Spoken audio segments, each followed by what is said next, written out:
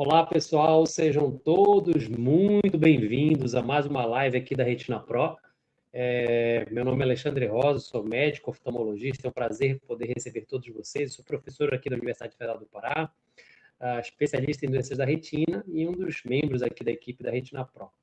Hoje a gente vai falar sobre um tema muito interessante, um tema sobre uma nova doença que está trazendo muitas dúvidas para algumas pessoas, e eu acho que vai ser muito esclarecedor para algumas pessoas que podem ter esse diagnóstico ou de repente podem até se imaginar que podem conhecer alguém que tem esse diagnóstico. A gente vai falar sobre uma doença ainda pouco conhecida, inclusive entre os médicos oftalmologistas, mas que causa um impacto enorme na vida de quem a tem. A gente chama essa doença de EMAP. É uma sigla em inglês, mas em português significa atrofia macular extensa com pseudodrusas. Esse é o nome, a tradução dela, tá? Mas a gente chama popularmente essa doença de EMAP. Então é um nome que é bem complicado, né? Mas que traz uma realidade muito dura, né? Porque ela pode levar a uma perda progressiva da visão, sobretudo a visão central, em pacientes não tão idosos, diferente da degeneração macular, que é uma doença que a gente vai abordar aqui como um diagnóstico diferencial. Bom, então, para entrar na live de hoje, a gente vai ter aqui o Dr. Vitor Cortizo, diretamente de Teresina, no Piauí. Bem-vindo, Vitor, mais uma vez. É a segunda vez que a gente está trocando ideia. A primeira live que a gente fez sobre moscas volantes foi muito bem recebida, o pessoal adorou. Então, antes de mais nada, obrigado por estar com a gente e poder dividir seu conhecimento com os nossos internautas aí. Antes de mais nada, te apresento. Boa noite, Alexandre. Boa noite, Alexandre. Muito obrigado. Eu sou do Vitor Cortizo, eu sou médico oftalmologista, atuo em Teresina, no Piauí, sou professor da Universidade Estadual do Piauí e atuo na retina há mais de 25 anos. Legal, bacana. Então, vamos bater um papo. A ideia é que seja um bate-papo bem tranquilo, como se a gente estivesse conversando na sala de casa. O pessoal vai poder colocar algumas dúvidas aqui sobre esse questionamento, e eu queria só lembrar algumas coisas para as pessoas que estão nos ouvindo. Então, quem ainda não está inscrito no canal, se inscreve aí, não esquece de clicar aqui no sininho para poder ser notificado. A gente está transmitindo para dois destinos, além do YouTube, que é o nosso canal principal, está transmitido para o Facebook e para o Instagram, mas a gente está interagindo com as pessoas aqui no chat do YouTube, então se você tem alguma dúvida sobre isso, coloca aqui do ladinho, tá? E vamos lá, pessoal, a gente vai interagir com a galera que está no YouTube. Se você tem alguma dúvida sobre isso, deixa a tua dúvida aí que a gente vai responder até o final da live. Bom, Vitor, antes de mais nada, a EMAP, como eu falei no início, é uma doença relativamente nova, que a gente está conhecendo um pouco agora, mas eu queria que você explicasse para a gente um pouquinho da anatomia, né? Onde é que essa doença comete? Qual a parte do olho que essa doença comete? Vamos fazer uma analogia, tá? Antigamente, a gente tinha as máquinas fotográficas, né? Máquinas de tirar retrato, e que talvez o pessoal mais novo tenha visto isso em filme dos anos 80. Mas essas máquinas, elas tinham no seu interior um filme que a gente fotografava e mandava revelar. E esse filme é que capturava a imagem. Então, mas atualmente o que a gente tem são microchips dentro dos nossos celulares numa câmera. Então, a retina do que a gente está falando seria como se fosse esse filme das máquinas de fotografar antigamente, as tradicionais analógicas, ou ainda os microchips que captam as imagens dentro das nossas câmeras dos celulares. Então, a retina é responsável pela captura da imagem. Todo esse estímulo luminoso, visual, ele vai ser capturado pela retina, ela vai captar e vai transformar isso num impulso elétrico. Ele vai pegar e vai transformar isso para que o nervo óptico conduza essa informação para o nosso cérebro. Então, nosso cérebro vai ser o grande HD, onde a gente vai revelar as imagens capturadas pela câmera do celular ou pela câmera fotográfica, e o cérebro vai pegar essa imagem e então interpretar o que está vendo, associar com as regiões de memória. Então a gente vai poder ter o fenômeno da visão. O fenômeno da visão é aquela interpretação da imagem e a gente reconhecer que o que a gente está vendo, quando olha uma cadeira é uma cadeira, quando olha um livro é um livro. Então a retina é essa camada fininha de células. Às vezes eu falo para meus pacientes que se o nosso interior do olho fosse uma sala, a retina seria como se fosse um papel de parede forrando a sala. É uma camada fininha de Legal. células iguais ao cérebro, são neurônios. Então é isso que é a retina. Perfeito. E Vitor, o que é a mácula, né? Então, às vezes a pessoa fala, retina e mácula é a mesma coisa, é tudo igual. Explica para a gente um pouquinho o que é a mácula. Bom, a mácula é uma região da retina. Ela fica bem no centrinho da retina. E é lá que estão os neurônios que dão a visão de alta resolução, de alta definição. Então, a mácula é o que faz a gente olhar no rosto de uma pessoa e reconhecer os olhos, a boca, o nariz. É a mácula que permite que a gente, ao olhar assim no centro e olhar para a televisão, a gente veja a imagem da televisão, as legendas, quando a gente olha um caderno e a gente lê as letras. Então, a mácula é essa região bem centralzinha da nossa visão e que dá a visão de alta resolução. O que está fora da mácula é mais a nossa visão periférica. E a visão periférica ela é espacial, ela permite que a gente saiba que uma cadeira está aqui do lado para não esbarrar. Mas se tiver uma coisa escrita aqui nessa cadeira, a gente não vai ler, porque a retina periférica ela não tem essa capacidade de alta resolução. A gente não consegue ler com a nossa retina periférica, só com a mácula. Perfeito, sensacional. Então, assim, vamos colocar em termos. A retina é a parte mais importante do olho e a mácula é a parte mais importante da retina. Vamos colocar esses termos para os nossos internautas ficarem acompanhando de maneira bem simples. E aí, Vitor, bom, o tema da live de hoje é essa doença que a gente tem estudado cada vez mais, né, na retinologia, que é EMAP. Eu queria que você explicasse para a gente o que é EMAP, né? O que é essa doença, né? Bom, essa doença é uma doença que promove uma degeneração dessa região chamada mácula. Então, a gente já viu a importância da mácula, reconhecimento do rosto das pessoas, assistir televisão, ler livros, ler a nossa leitura. Então, se há uma degeneração desses neurônios, esses neurônios começam a morrer, a falhar, a parar de funcionar. E essa doença justamente acomete essa região, vai promovendo uma degeneração, uma morte celular progressiva, mais rápida do que a média de outras doenças similares, e a pessoa então vai começando a falhar a visão central, e essa falha ela é progressiva, né? Então é como se fosse uma manchinha ali que começa ali no centro, na boca, no nariz, e essa manchinha vai se espalhando, já não vejo mais os olhos, e de repente já não vejo mais o rosto, de repente já não vejo mais o centro. Então, justamente por afetar essa região tão nobre e por ser simétrica, geralmente quando ela ocorre, ela afeta os dois olhos de uma maneira similar, ela promove um dano muito grande na visão das pessoas. Legal. E Vitor, assim, em termos do quadro clínico, né? Qual é a idade que acontece essas pessoas, né? O que a pessoa, você já falou um pouquinho que ela tem esse borramento na visão central, né? O que a pessoa pode mais queixar além dessa dificuldade visual? E qual é o perfil de paciente que a gente vai ter, EMAP? Então, a primeira coisa, Alexandre, assim, para não assustar as pessoas, é uma doença rara. A própria medicina está começando a descobrir agora essa doença, como ela se comporta e o que a gente vai fazer. Então, tem poucas décadas, o que na medicina é pouco tempo. Essa doença, ela é rara, mas afeta mais pessoas por volta dos 50 anos de idade. Então, ali ele é uma pessoa ali nessa fase ali ainda de adulto maduro, mas ainda não é muito idoso, é um paciente relativamente jovem, né? Geralmente, ela pode manifestar de uma forma assim, meio inespecífica. Existe uma coisa chamada nictalopia, é um palavrão, mas esse palavrão significa cegueira noturna, que na verdade não é uma cegueira, mas uma dificuldade de enxergar na penumbra. Então, naqueles ambientes de baixa iluminação, essa pessoa que tem essa nictalopia, ele não consegue se locomover. Então, por exemplo, quando a gente acorda de madrugada e vai ao banheiro, a gente acorda, abre os olhos, dá ali alguns segundinhos, se adapta e consegue ir até o banheiro sem se desviando, sem tropeçar em nada. Mas a nictalopia, ela vai fazer com que a pessoa não consiga, mesmo depois de alguns segundos, ainda perceber as coisas na penumbra. Então, ela esbarra em objetos. Por exemplo, se ela entra no cinema e ali um ambiente escuro, mesmo que ela pare um pouco e tente se adaptar, a baixa iluminação vai fazer com que seja muito difícil ela se locomover. Então essa pessoa começa a se sentir muito insegura no ambiente de baixa luminosidade, né? Um ambiente onde está escuro ou tem pouca luz. Então ela se sente muito insegura, ela começa a esbarrar nos objetos.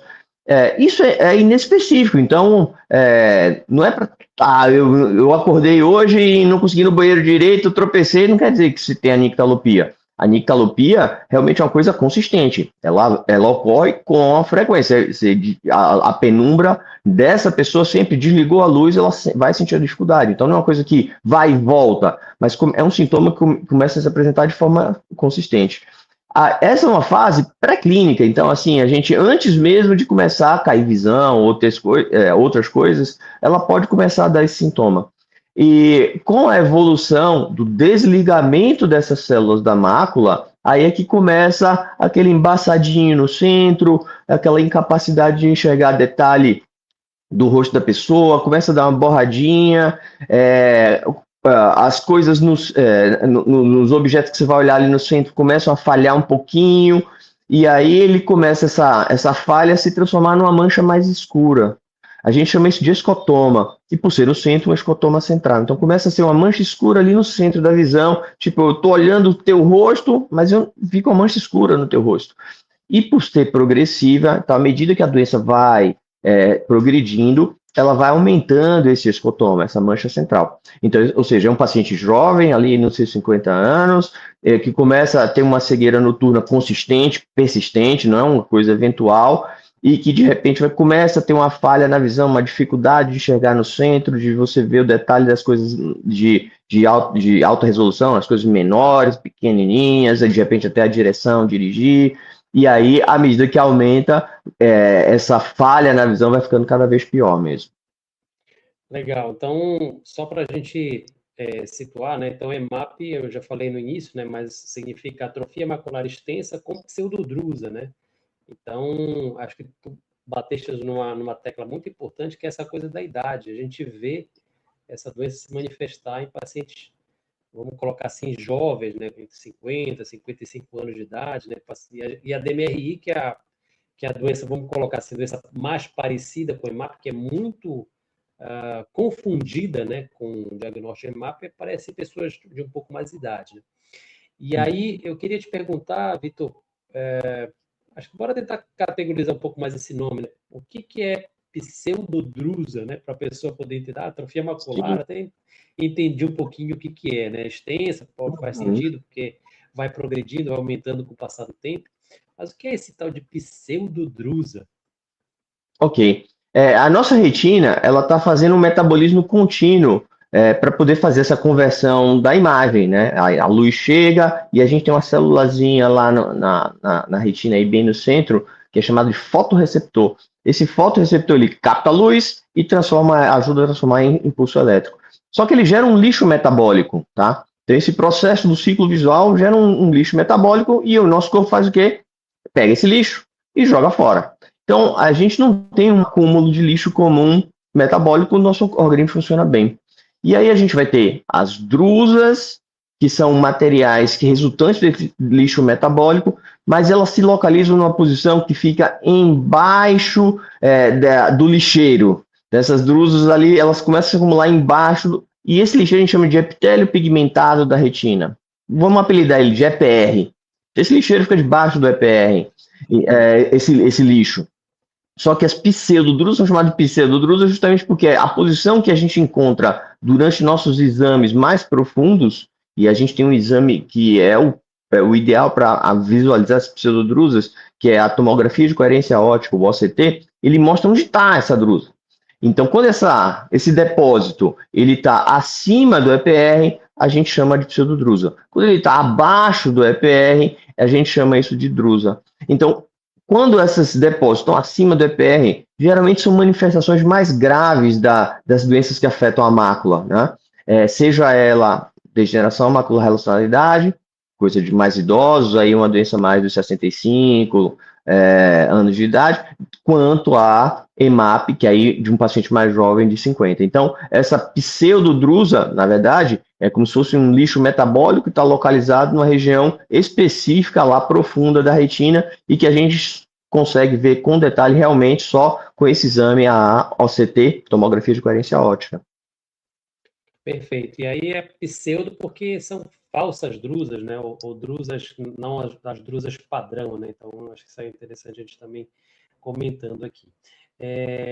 Aí, Vitão, vamos tentar, então, falar um pouquinho sobre... A gente já vai falar um pouquinho sobre diagnóstico, já começaste a falar um pouquinho sobre o exame diagnóstico principal dessa doença, que é o OCT, né?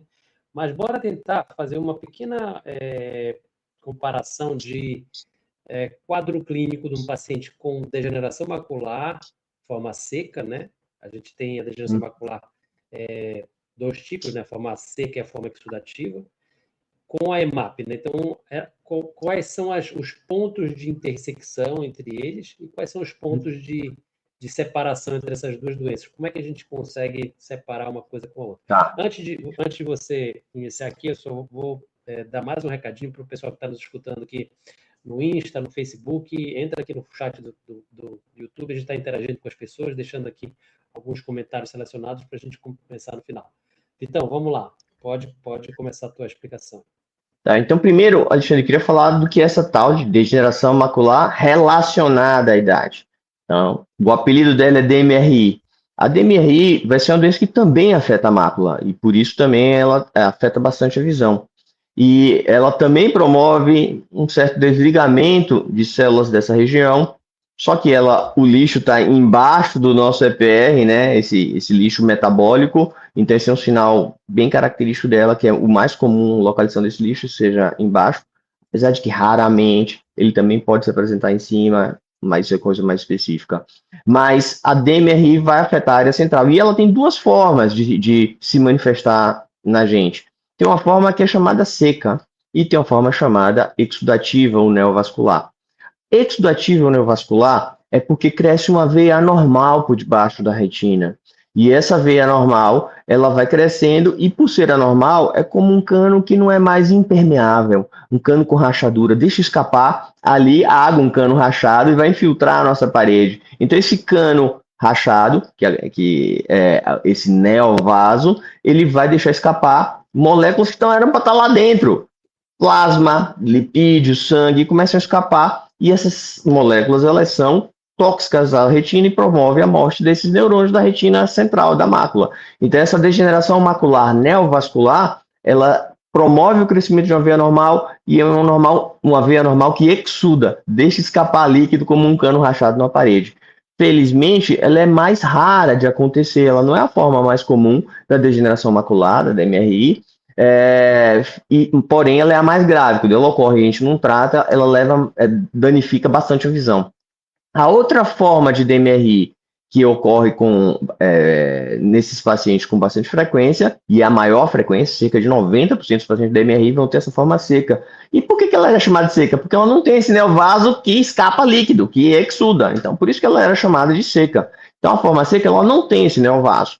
Então, na verdade, é como se fosse um processo de envelhecimento precoce de algumas pessoas, e a gente sabe que o fator genético é importante, tem um caráter genético nisso, algumas pessoas têm uma genética que predispõe, mas o principal fator para o desenvolvimento dela é a idade. Então, é uma doença de idosos, então comum é que sejam 60, 65, 70 anos, é essa faixa etária que essa DMRI, ela afeta. E essa forma seca também provoca o desligamento. Às vezes eu falo para o paciente, sabe aquela doença de Alzheimer que desliga as células da memória? A DMRI seca, ela é como se fosse a prima, porque ela faz isso, mas só que com as áreas centrais da visão. Então, aos pouquinhos, começa a dar uma falhazinha, mas a progressão usual, ela é lenta. Então, ela não é uma doença de rápida progressão. Esse paciente, a maioria deles, durante décadas, a visão fica um pouco mais fraca, mas não causa uma cegueira de imediato ou coisa assim.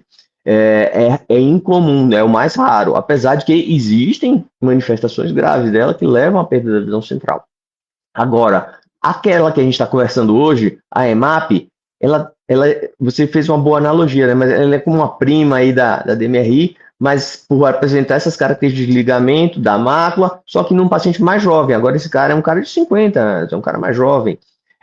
Enquanto a DMRI geralmente afeta um dos olhos e eventualmente afeta o segundo, essa EMAP geralmente ela é simétrica, ela afeta os dois olhos mais ou menos ao mesmo tempo.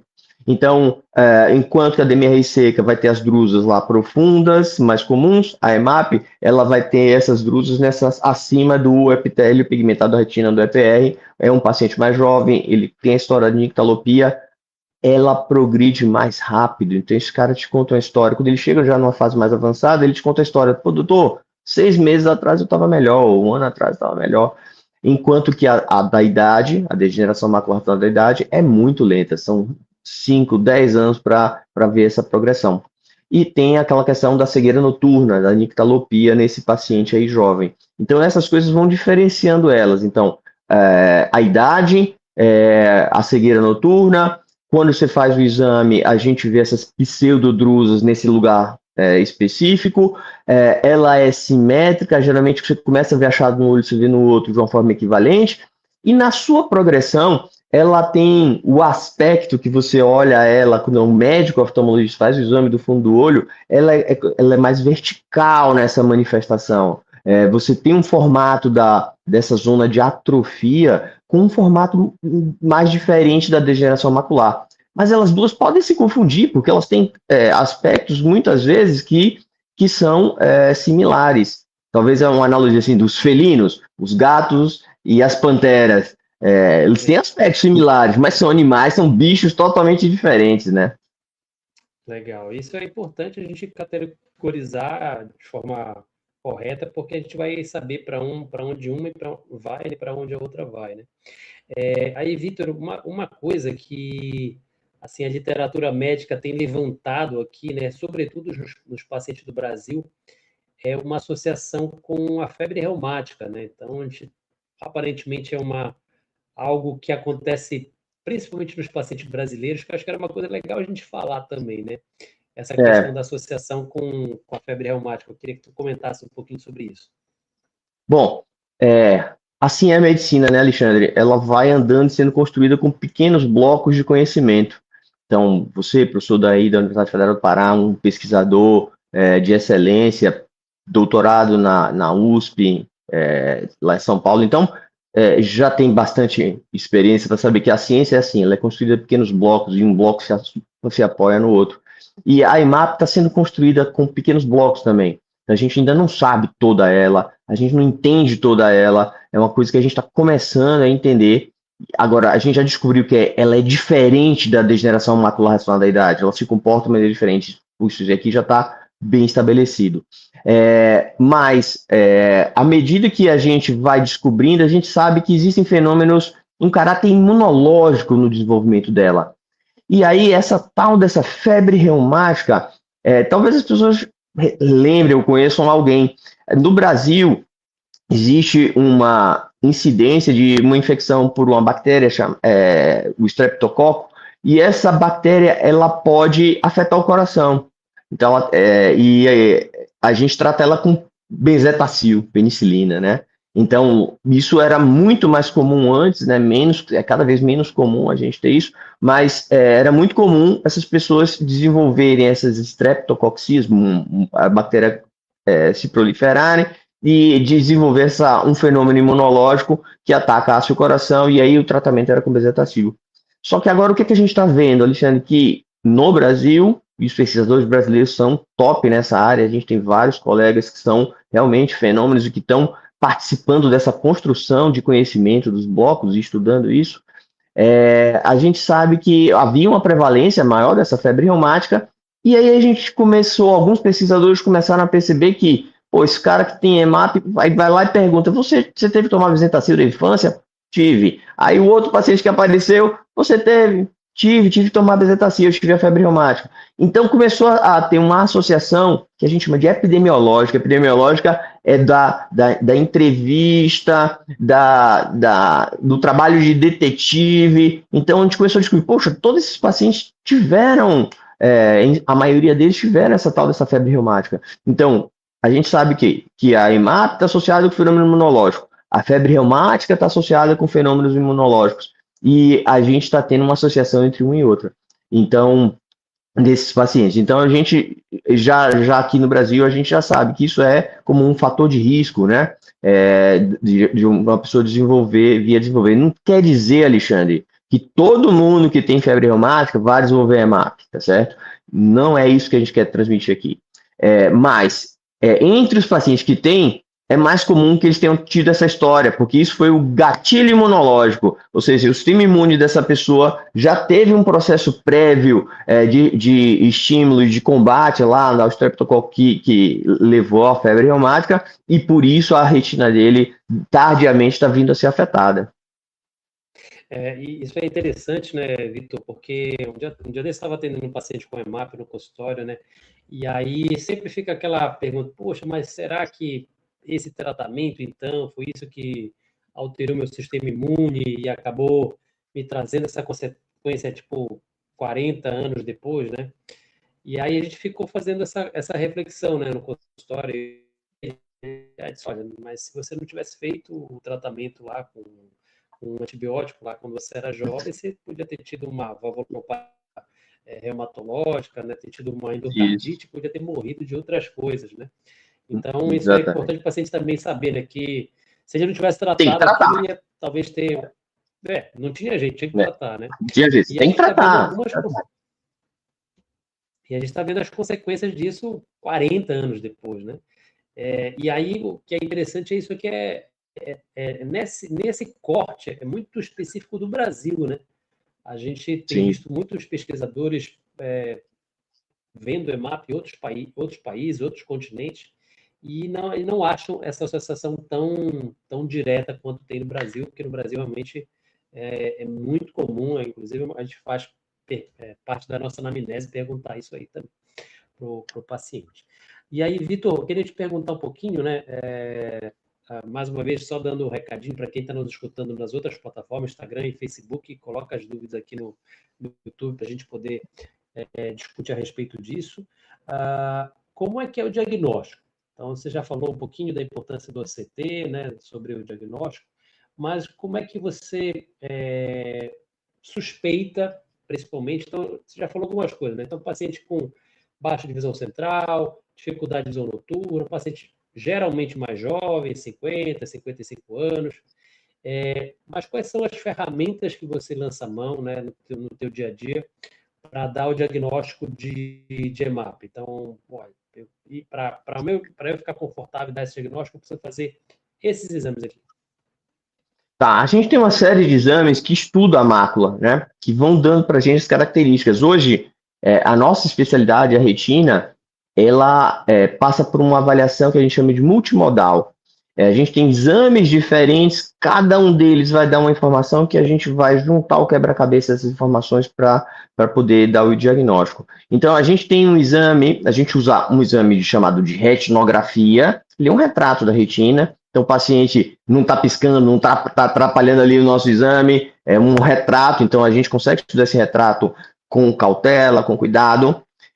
Muitas vezes, quando a gente faz esse exame da retinografia, a gente faz um exame chamado de autofluorescência, o FAF, F-A-F, e essa autofluorescência, ela tem uma característica, porque as drusas, o epitélio pigmentado da retina, essa região, ela tem um brilho diferente, luminoso quando a gente bate essa foto, que ela parece até uma foto preto e branco, uma foto negativa, assim, um cinza com preto, com os vasos pretos, né, com o disco óptico. Então, só que nesses pacientes que vão tendo essa falha desses neurônios aí centrais, o centro vai mudando o aspecto em relação à pessoa normal. Então, esse é um exame muito importante.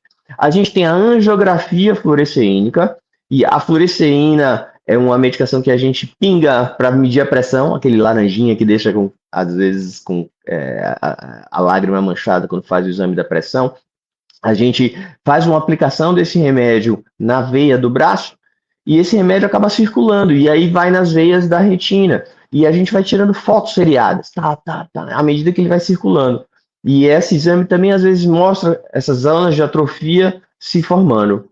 A gente tem a tomografia de coerência óptica, o OCT. Então, a autofluorescência e o OCT, eles são, eu acho que assim, são ferramentas super importantes nessa doença, né?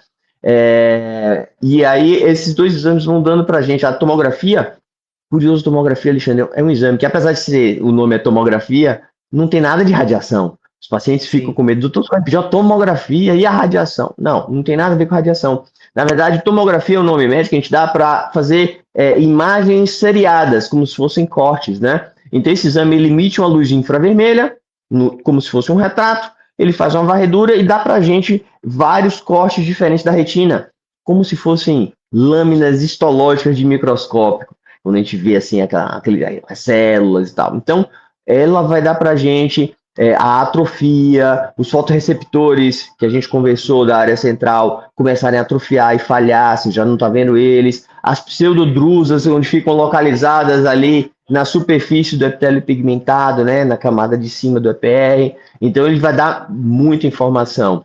E a gente consegue também correlacionar a extensão, o formato, ele começa a dar esses outros dados que diferem da degeneração macular racional da idade. Um outro exame, que esse não é tão comum nem a gente pedir, nem a gente ter disponível em todos os lugares, é o eletroretinograma. O eletroretinograma, ele é um exame que ele mede as ondas geradas pelo estímulo luminoso de resposta ao estímulo luminoso por essas células.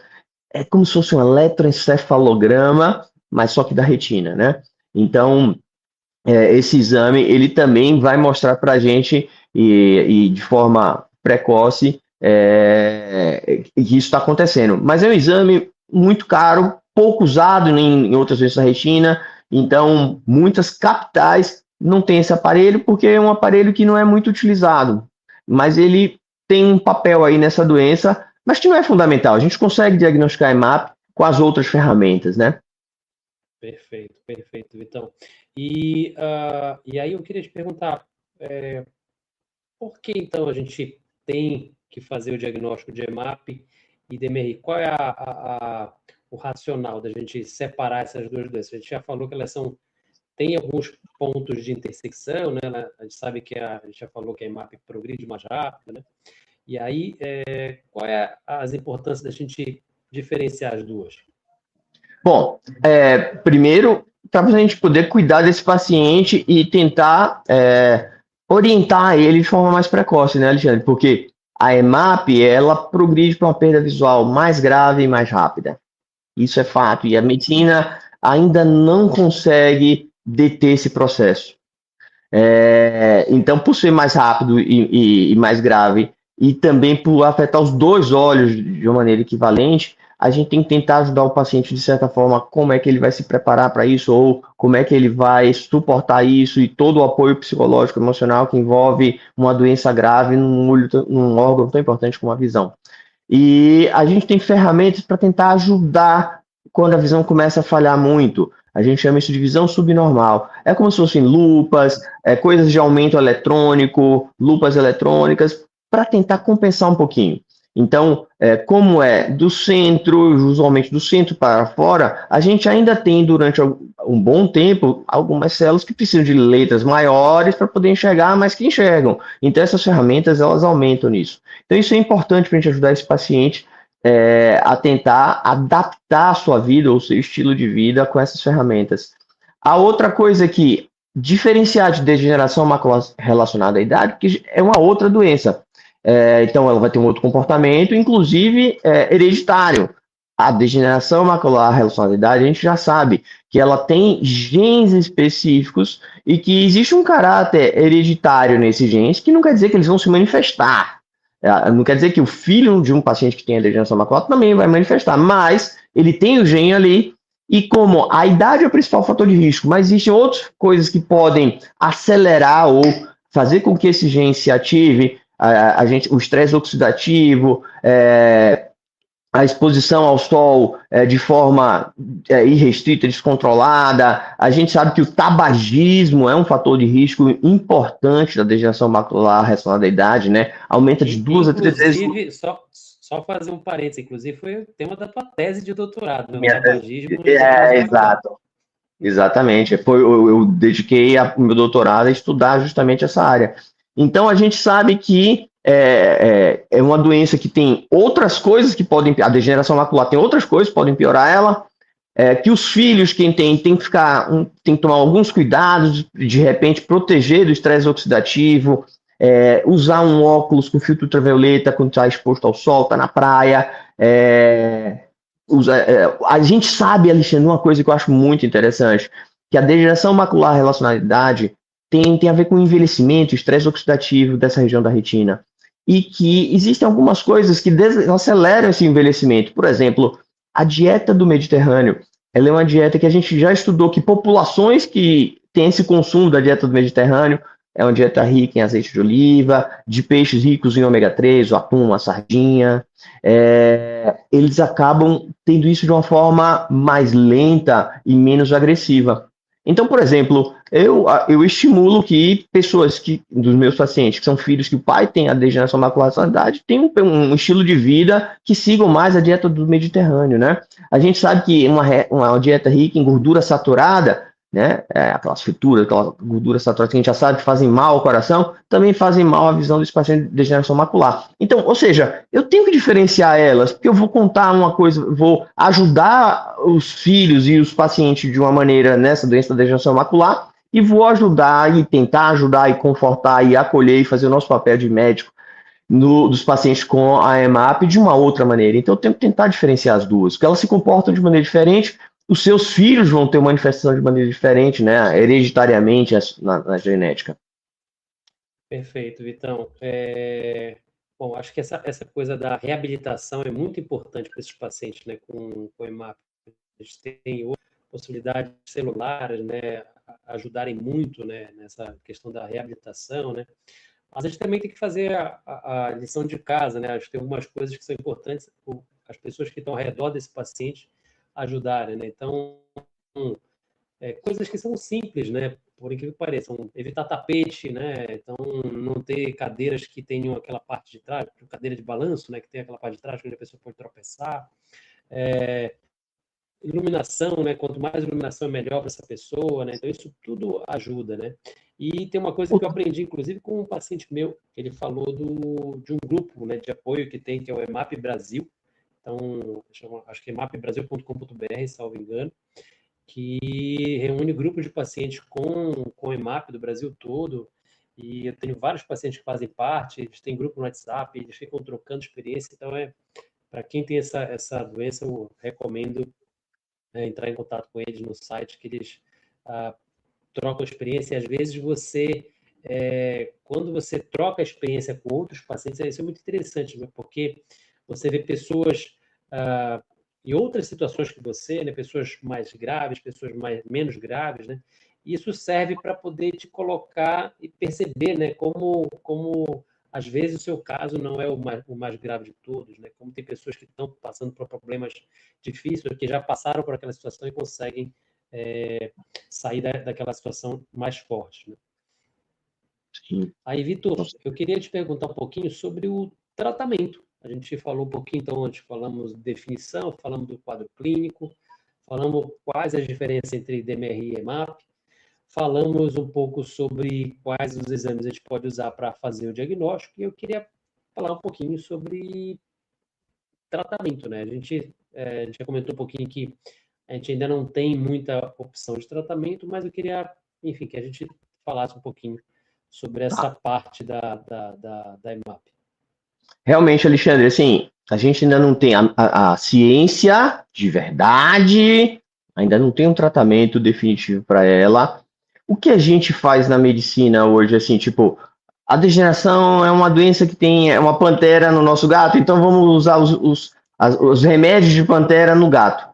Então, a gente usa na EMAP algumas coisas que a gente já aprendeu e a ciência já descobriu em relação à degeneração macular. Então, o principal delas é o uso de vitaminas antioxidantes.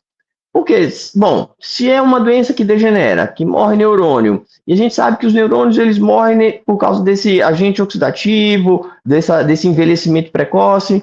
Então, se isso ocorre nas duas, talvez tenha um papel. Então, a medicina ainda está estudando se tem um papel ou não, mas enquanto a gente não tem a certeza, o uso de um suplemento vitamínico pode ajudar, porque acaba não fazendo muito mal. Claro que tem o seu custo, né? E as pessoas têm que levar isso em consideração, mas são suplementos vitamínicos, eles têm luteína, zeaxantina, vitamina C. Então, é um conjunto de vitaminas antioxidantes, com alguns minerais, zinco, cobre, e que a gente já aprendeu da degeneração macular que ele pode ter um papel aí desacelerando a progressão da doença. Então, protegendo esse envelhecimento precoce. Então, vamos lá naquela analogia do Alzheimer, é como se, poxa, a memória segura um pouquinho mais se a gente fizer isso. Então, a gente desacelera mais o envelhecimento da retina da degeneração macular. Então, talvez isso seja uma verdade também. A gente venha a descobrir no futuro que isso seja uma verdade. Na EMAP, tem muita gente boa pesquisando isso e tentando descobrir essa resposta. Enquanto ela não vem, não faz mal usar, é um suplemento vitamínico. Existem outros tratamentos que aí já são mais duvidosos, que são usados, aprovados para degeneração macular, existem alguns tipos de injeções e que atuam no sistema complemento, existe uma exposição de luz ultravioleta, mas que, na minha opinião pessoal, Alexandre, a gente ainda não tem evidência suficiente para que ajude e tem um altíssimo custo, viu? Então, de repente, você pode quebrar uma família tentando investir numa coisa que não vai ter papel nenhum, e você vai levar uma despesa financeira que pode fazer diferença em outras áreas da saúde dessa família e que não venha trazer benefício nenhum. Então, a gente ainda não tem um tratamento, mas a vitamina antioxidante, esse suplemento antioxidante, igual que a gente usa na degeneração macular, pode ter um papel aí de auxílio na EMAP, mas a gente ainda não tem essa certeza. Perfeito, legal. Então, vamos uma perguntas e respostas rapidinho que eles separaram aqui. Então, se a gente tem algum parente, ou então eu tive febre reumática na infância, qual é a recomendação para ir ao oftalmologista? Então, a gente falou que tem essa associação no Brasil, enfim, como é que tu lidas com isso? Assim? Então, a gente precisa ter uma atenção especial nesse tipo de paciente? Alexandre, veja, eu falo isso também para os pacientes. Olha só, seu João, quando foi a última vez que o senhor levou o seu carro para trocar o óleo? Tem 6 meses, doutor. E quando foi a última vez que você fez o seu check-up oftalmológico? Tem 5 anos. Pô, você vai cuidar melhor do seu carro do que do seu corpo. O carro a gente compra outro, mas o corpo não. Então, no fundo, Alexandre, o que eu acredito é que tem que fazer um exame oftalmológico regular. Então, pessoas com mais de 40, no mínimo bianual. E se tem mais de, estão ali por volta dos 50, é anual. Assim, todo ano. Porque a EMAP não é a única. Tem outras doenças silenciosas que causam cegueira. A gente tem o glaucoma, a gente tem os diabéticos que têm retinopatia diabética. Então, o que eu acho que não vou tomar um cuidado especial em relação a isso. Mas saber que esse paciente teve febre reumática e ele me contar vai fazer com que eu preste uma atenção especial à mácula dele e, de repente, faça novos exames pouco mais profundos do que eu faria num paciente que está ali na rotina, fazendo só a troca do filtro de ar, do filtro de óleo, né? Então, eu vou mais atrás dele, eu vou mais atrás nessa mácula com outras ferramentas mais profundas que vão me dar mais informações. Então, se ele teve febre reumática, e se ele tem a nictalopia, a dificuldade noturna, a cegueira noturna, aí eu tenho que tá mais atento à manifestação dessa doença na mácula. Legal. E aí, mais 2 perguntas, Vitor, que a gente deixou separado aqui. Então, a gente já comentou um pouquinho aqui, mas acabou chegando aqui para a gente. Tem característica hereditária? Então, o paciente teve EMAP, então tive o diagnóstico, meu pai teve diagnóstico de EMAP, meu avô, preciso ficar preocupado? Não é uma doença hereditária, tá? A questão aí é que foi um gatilho imunológico em relação a alguma coisa do passado. É claro, ter gatilhos imunológicos, existem famílias que têm gatilhos imunológicos, outras doenças autoimunes, né? Então a gente ainda não tem um conhecimento absoluto sobre isso, mas até onde a gente sabe hoje na medicina, não é uma doença hereditária. Então não é porque você é filho de um paciente que tem EMAP que você vai ter. Até o momento, o conhecimento que a gente tem científico de verdade é que tem um gatilho imunológico e no Brasil a gente já encontrou essa associação tal lá com a febre reumática, né? Perfeito, legal. E a última pergunta, Vitor, que os pacientes sempre perguntam, doutor, a EMAP, você me deu esse diagnóstico, eu vou ficar completamente cego, vou ficar sem enxergar absolutamente nada? Qual é o the worst case cenário, né? O principal, o que pior pode acontecer? Tá. Isso é muito importante, Alexandre, porque várias doenças na medicina são rótulos que a pessoa carrega como uma guilhotina, né? E que ficam ali sofrendo com o futuro e acabam de viver o presente, né? Então, essa também é uma delas. Mas é importante dizer, e aí acalma, o maior pavor que uma pessoa pode ter eu vou ficar cego, vou ficar tudo escuro, vou viver na escuridão, e a resposta é não. Não é isso que essa doença promove. Essa doença afeta a área central. Mas se lembra que eu falei da área periférica, né? Eu falei que a área periférica permite que a gente ande, que a gente se locomova. A gente não consegue ler detalhes com a visão periférica, mas a gente sabe que a pessoa está ali, que o nosso familiar está ali. A gente tem uma certa independência. Então, não é uma doença que vai, por si só, levar à escuridão total. Ela afeta a visão central. Então, a capacidade de leitura fica afetada. Capacidade de assistir televisão fica afetada, de reconhecer o rosto fica afetada, mas não é uma doença que vai levar à escuridão total. E eu percebo nos meus pacientes que quando eles ouvem isso, é um alívio, porque é um peso a pessoa ficar imaginando que isso vai evoluir para um estado tão grave quanto esse, né? Então, a gente tem esse papel de confortar nesse sentido, de dizer assim, não, João, não é assim que ela se comporta, né? Essa doença não vai fazer isso. Ela, por si só, o que ela vai afetar é o centro da visão, que não deixa de ser importante. Claro, é grave, importante o centro da visão, mas não vai levar a uma escuridão total.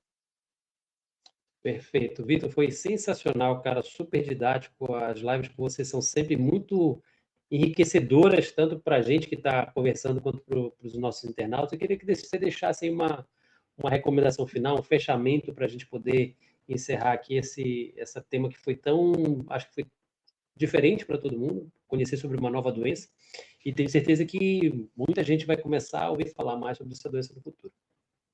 Bom, Alexandre, assim, a gente tem que, a medicina, o nosso papel é de educar, de ensinar, né? Então, nosso papel aqui não é aterrorizar, não é isso que a gente está falando, é uma doença rara, então é importante que a gente mantenha esse escopo, é uma doença rara, não é todo mundo tem febre reumática que vai ter, então não é para a gente ficar apavorado em relação a isso, é só para a gente conhecer que existe, para evitar que aquelas pessoas que não saibam que tenham, não descubram, por causa do desconhecimento dele, ou de repente da equipe que está atendendo, já que é uma doença nova até para os médicos, né?